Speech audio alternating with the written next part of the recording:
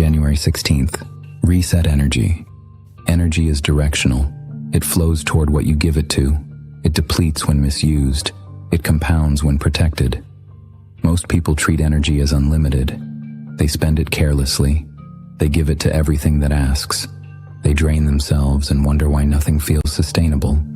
Energy is not infinite. It is a resource, and like any resource, it requires management. You cannot produce at full capacity indefinitely. You cannot operate at maximum output without recovery.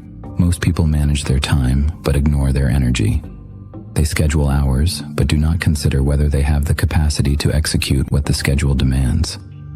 They plan their days as though energy is constant when energy fluctuates based on how it is used. High energy makes difficult tasks manageable. Low energy makes simple tasks feel impossible. The same work requires different amounts of effort depending on your energetic state.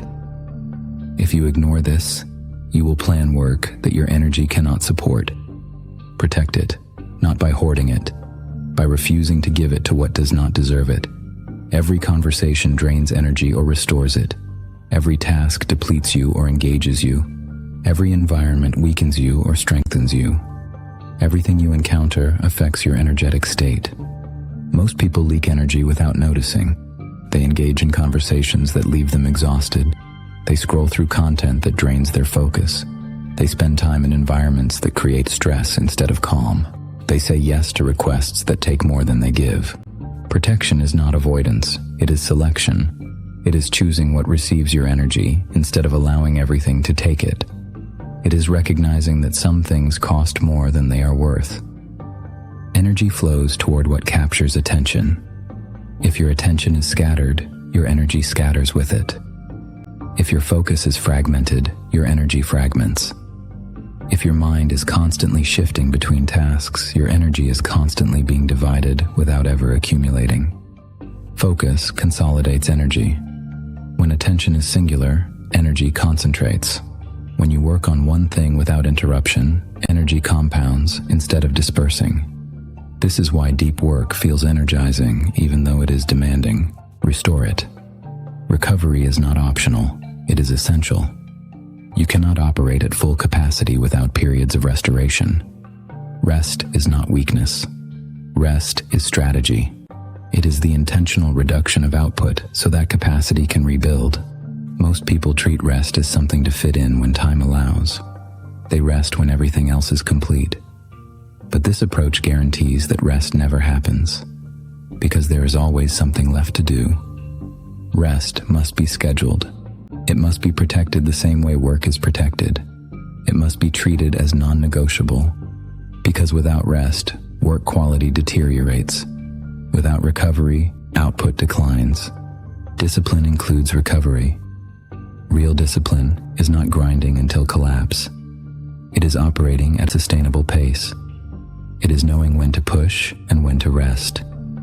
It is understanding that continuation requires restoration. Most people confuse discipline with relentless output.